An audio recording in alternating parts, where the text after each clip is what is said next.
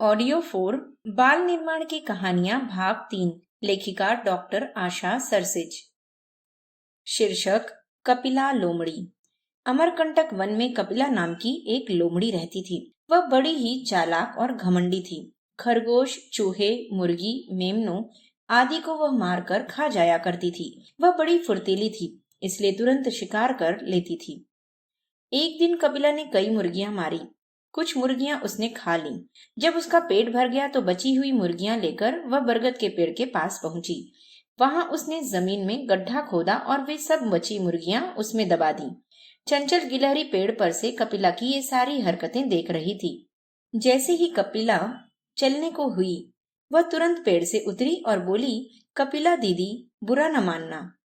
तुम तो कहती हो कि तुम बहुत शक्तिशाली हो, पर तुम शिकार करती हो इन छोटे छोटे निरीह प्राणियों का।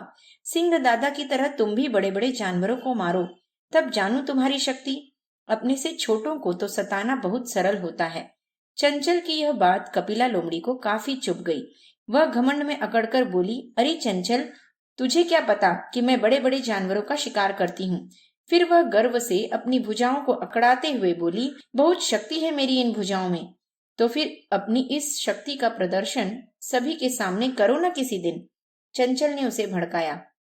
चंचल और कपिला बात कर ही रही थीं कि तब तक कहीं से कल्लू गधा, लालू बंदर, श्यामा चिड़िया आदि बहुत से अन्य जानवर भी इकट्ठे हो गए थे। शालू बंदर बड़ा चंचल था। लोमड़ी से बोला, तो फिर मौसी कब दिखाओगी अपनी कुशलता। लोमड़ी के मुंह से बात निकल चुकी थी। भरी पंचायत में अब कपिला लोमड़ी अपनी बात से पीछे भी कैसे हट सकती थी। सहसा उसके दिमाग में एक युक्ति सूझी। वह बोली, अभी तो मैं अपनी बहन के घर जा रही हूँ।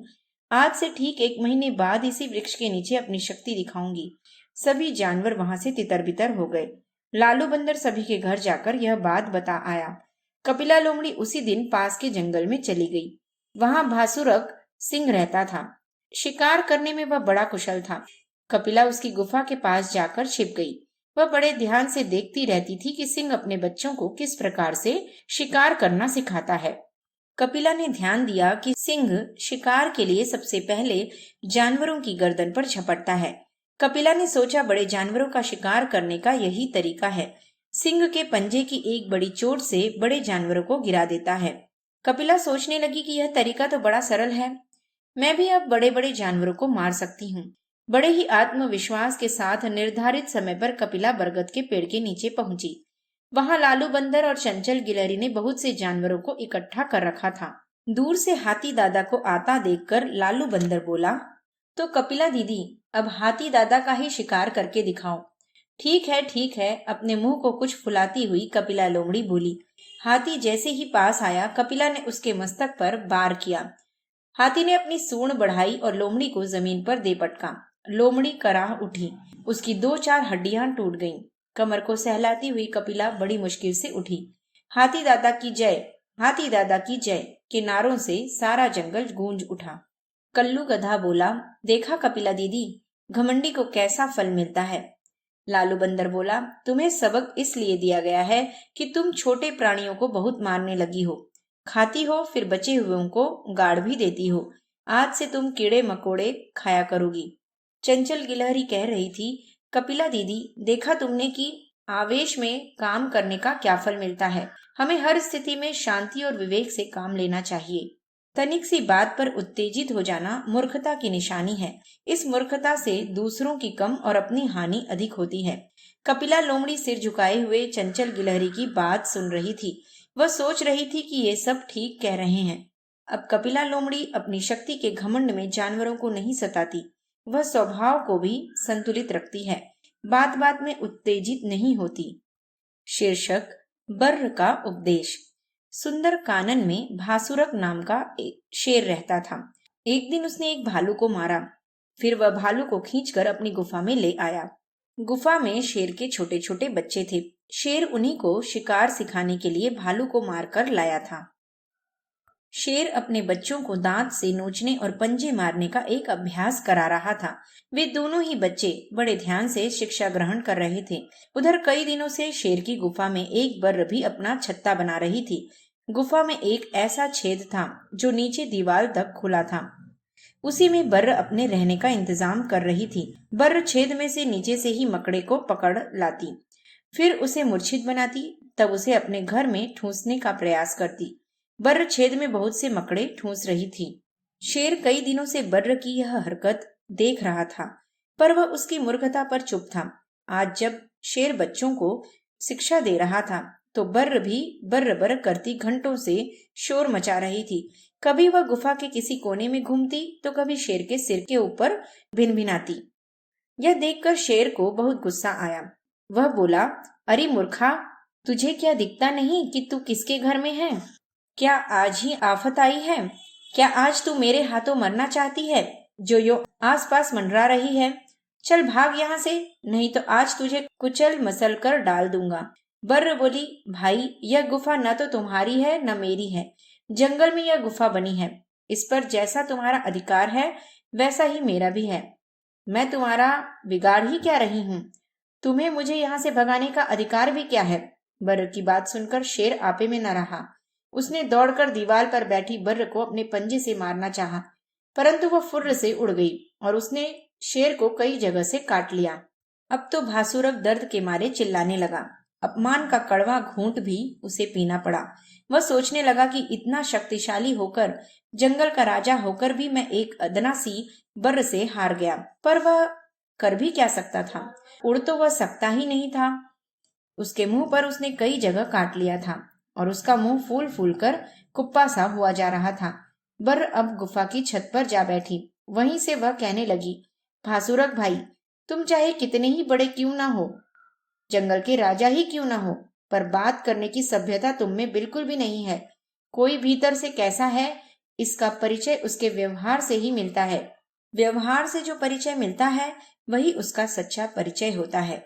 जो कर्कश स्वर में बोलता है, वह असभ्य होता है। ऐसा प्राणी दूसरों पर अपना बड़प्पन नहीं छोड़ता, अपितु वह तो ओछापन ही दिखाता है। कड़वा बोलने वाले के सभी प्रायः शत्रु ही बन जाते हैं। दर्द से कराहता हुआ सिंह चुपचाप अपने मुंह लटकाए हुए बर्र का उपदेश सुन रहा था। बर्र फिर कहने लगी, तुम्हें काटने की मेरी इच्छा तो तनिक भी न थी, पर तुम्हें यही शिक्षा देने के लिए मैंने काटा था कि न कोई छोटा है न बड़ा, सभी की अपनी अलग अलग शक्ति सामर्थ्य है। हम अपने अहंकार के गर्व में किसी का भी तिरस्कार न करें। भासुरक की समझ में अब अपनी गलती आ गई थी।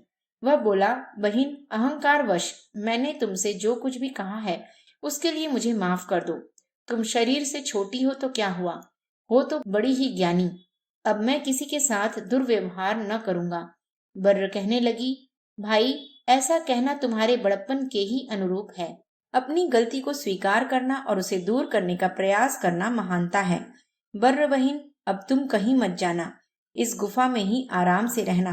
तुम ठीक ही कहते हो कि कोई वस्तु किसी एक की नहीं होती, सभी को मिलजुल कर इसका उपयोग करना चाहिए। सिंह भासुरक विनित स्वर में बोला। अब भासुरक का व्यवहार जंगल के अन्य जीव जंतुओं के साथ भी बदल गया है। वह सबसे विनय भरा व्यवहार करता है और बदले में सबका सद्भावना भरा स्नेह पाता है। शीर्षक, मीठे अंगूर। अमरकंटक वन में तरह तरह के फलों के वृक्ष लगे हुए थे। चीनू बंदर के वहां सबसे अधिक आनंद थे। कभी वह आम खाता था तो कभी अमरूद, कभी किसी पेड़ पर बैठा रहता तो कभी किसी पेड़ पर।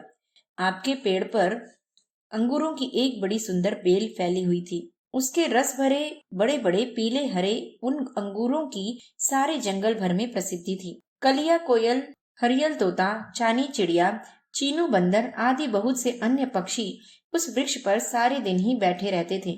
एक दिन अमरकंटक वन में पास के जंगल से एक लोमड़ी आ गई। उसका नाम था वाणी।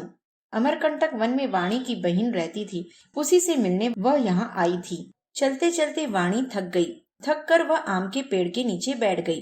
ठंडी ठंडी हवा ने उसकी सारी थकान दूर कर दी। सहसा ही वाणी की निगाह पेड़ के तने पर पहुंची। उस पर बड़ी सुंदर अंगूरों की बेल चढ़ी हुई थी। रस भरे सुंदर सुंदर गोल मटोल अंगूरों को देखकर वाणी के मुंह में पानी भर आया और उसकी लार टपकने लगी। वाणी ने अंगूरों पर छलांग लगाई, पर अंगूर ऊंचाई पर लगे थे। उसका छलांग लगाना बेकार गया। वाणी का बार बार ही कूदना देखकर पेड़ पर बैठी कलिया कोयल, हरियल तोता, चानी चिड़िया और चीनू बंदर सभी हंस पड़े। वाणी की जीभ चटकारे भर रही थी। अंगूर पाने के लिए बेताब हो रही थी। उसने देखा कि पेड़ पर बैठा पक्षियों का झुंड आराम से अंगूरों की दावत उड़ा रहा है।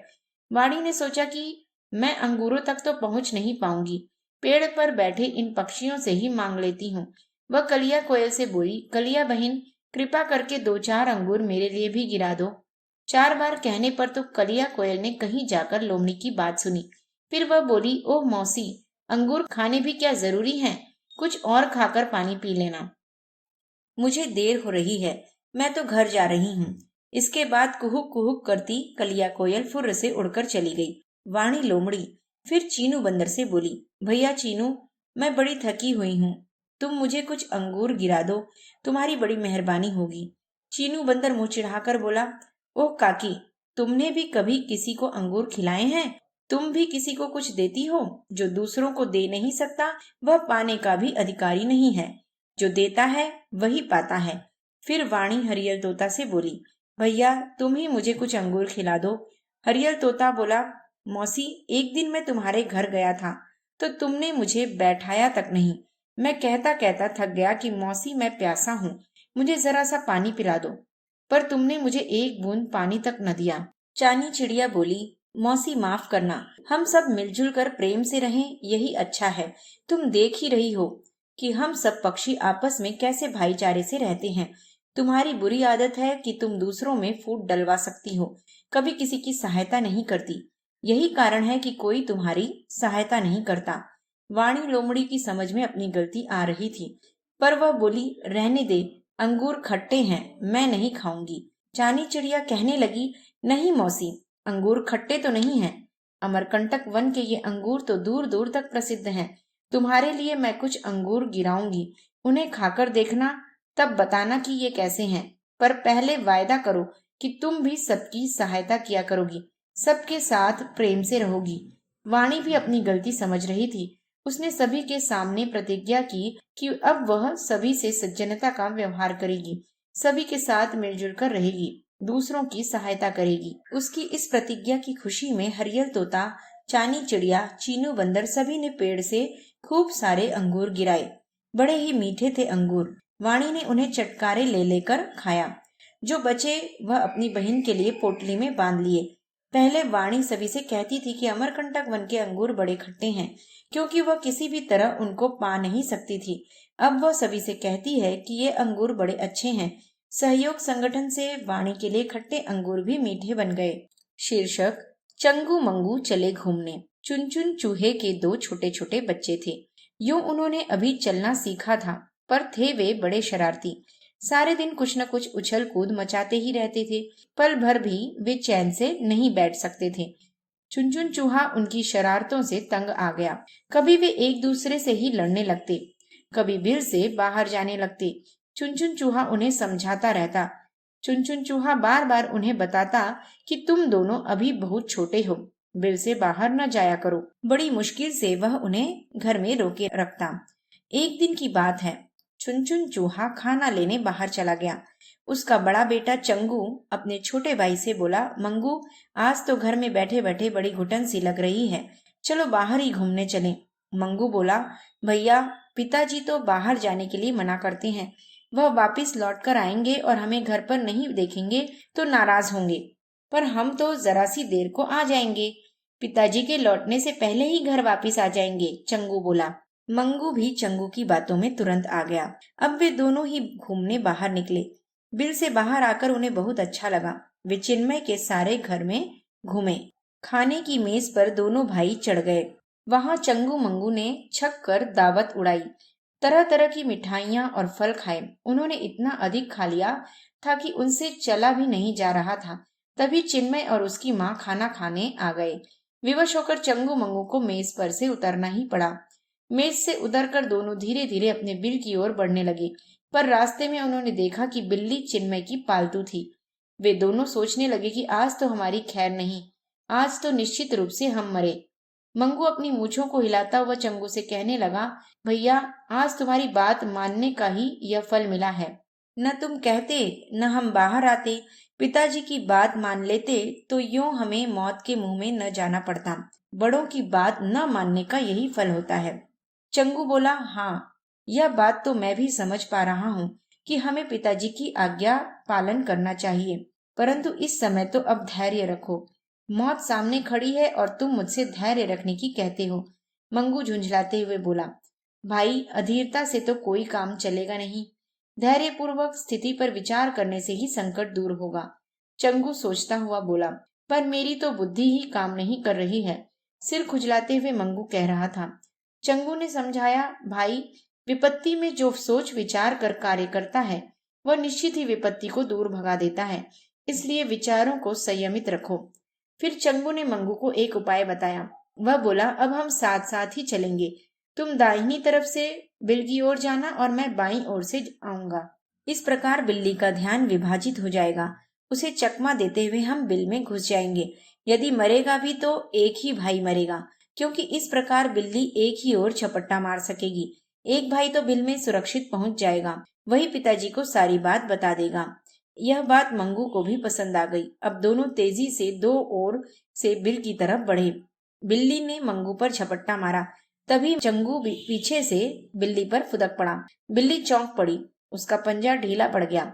इतने में पंजे में फंसा मंगू दौड़कर बिल में घुस गया। बिल्ली ने जितनी देर में पीछे मुड़कर देखा, उतनी देर में चंगू भी बिल में घुस चुका था। इस प्रकार से जैसे तैसे चंगू मंगू की जान बची। मंगू के शरीर पर कई जगह कुछ खरोंच भी आ गई थी। चंगू ने उन खरोंचों पर दवा लगाई।